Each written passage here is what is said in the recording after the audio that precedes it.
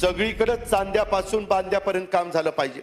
आज इथं माझे अर्थमंत्री नाही, यांनी बरोबर चांदा काढला आणि बांदा काढला आणि तेवढ्या पुरतं स्वतःच्या भागात विकास करायचं ठरवलं। मधलं सगळं मोकळच, काहीच नाही।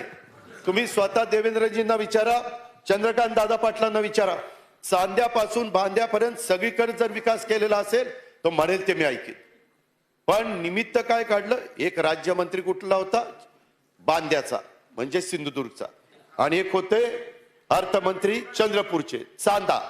आपण म्हणतो ना, चांद्यापासून बांद्यापर्यंत आम्ही सगळ्या महाराष्ट्राचा सर्वांगीण विकास करणार।